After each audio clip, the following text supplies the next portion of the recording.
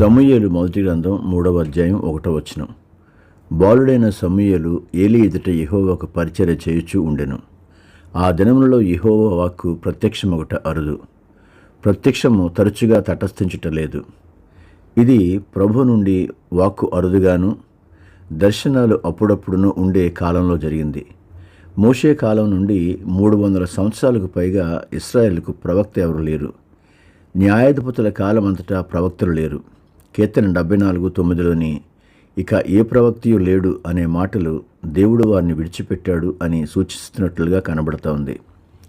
3 శతాబ్దాలకు పైగా ఇశ్రాయేల్ కొరకు ప్రభు నుండి వాక్కుతో ముందుకు వచ్చిన ప్రవక్త ఎవరు లేరు. కానీ చివరకు దేవుడు ఒక యువకుడిని లేవనెత్తాడని ఇశ్రాయేలు తెలుసుకొని అతని మాట విన్నారు.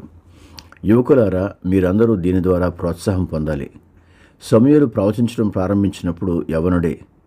ఇర్మీయా, యెహెజ్కేలు మరియు జకర్యా కూడా యవన కాలంలోనే ప్రవచించడం ప్రారంభించారు. దేవుని సేవ చేయడానికి లేదా ఆయన మహిమార్థం జీవించడానికి పెద్ద వయసు వచ్చే వరకు వేచి ఉండాల్సిన అవసరం లేదు. సమూయేలు తన 10వ ఏట ప్రభువును సేవించడం ప్రారంభించాడు.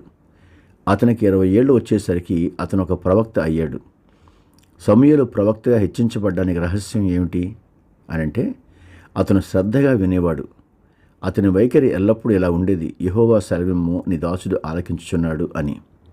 దేవుని స్వరానికి తాను సంపూర్ణంగా సమర్పించుకోవడమే.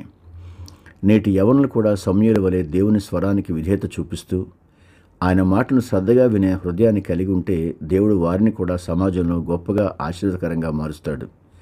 ఎంతో ఆధ్యాత్మిక విలువలు ఉన్న శుభవార్త ఇది. ప్రార్థన.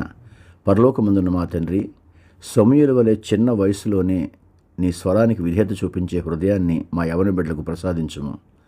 ప్రభు సెలవిమ్ము, నీ దాసుడు ఆలకించున్నాడు అని నిత్యం నీ మాట వినే స్వభావాన్ని మా పిల్లలకు, మాకు కూడా నేర్పించు. లోకపు శబ్దాలకు దూరంగా నీ పరలోక స్వరానికి లోబడి నీ మహిమార్థమై జీవించే కృపను మాకు అనుగ్రహించుము. ఏలీ ఎదుట సమూయేలు నమ్మకంగా పనిచేసినట్లు మేము, మా పిల్లలు కూడా ఆత్మీయ జీవితంలో నమ్మకత్వంతో నడుచుకోవడానికి సహాయం చేయండి. యేసుక్రీస్తు నామములో అడుగుచున్నాం తండ్రి, ఆమెన్. దేవుడు మిమ్మల్ని దీవించునుగాక.